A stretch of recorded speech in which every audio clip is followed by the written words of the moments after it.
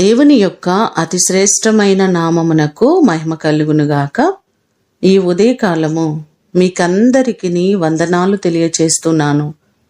ఈ దినము మిమ్ములను బలపరచు దేవుని మాట. కృపా సమాధానములు మీకు కలుగునుగాక. రోమీలకు రాసిన పత్రిక 1వ అధ్యాయము 3వ వచనం. ఆయన మనకు కృపను సమాధానమును అనుగ్రహించేవారు. సంఖ్యాకాండము 6వ అధ్యాయము 26వ వచనంలో చూస్తే, యెహోవా నీ మీద తన సన్నిధి కాంతి ఉదయింపచేసి నీకు సమాధానము కలుగచేయును అనే మాటలు మనకు కనబడుతున్నాయి. ఎక్కడ చూచినా సమాధానము లేని పరిస్థితులు, కుటుంబాల్లో చూచినా, సంఘములో చూచినా, సమాజంలో చూచినా, ఎక్కడ మనము గమనించినప్పటికీ సమాధానము కొరవడుతున్న దినాల్లో మనమున్నాం.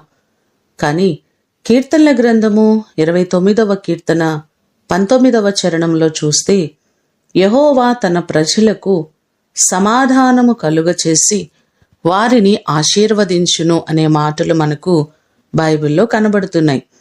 ఆయన తప్పకుండా సమాధానమును అనుగ్రహించేవారు. సమాధానము చేత ఆయన మనలను నింపేవారు. ఈ మాటలు వింటున్న మీకందరికీ దేవుడు తన కృపను సమాధానమును అనుగ్రహించి ఆయన మిమ్మును ఆశీర్వదించునుగాక. ప్రార్థన చేసుకుందాం.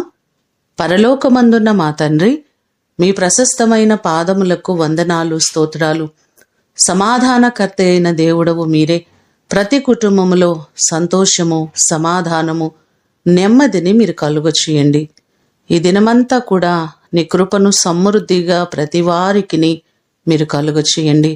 నీ కృపా సమాధానములు ప్రతి కుటుంబములో మెండుగా మీరు అనుగ్రహించమని యేసు అతి ఘనమైన నామమున అడిగి వేడుకొని పొందియున్నాము తండ్రి.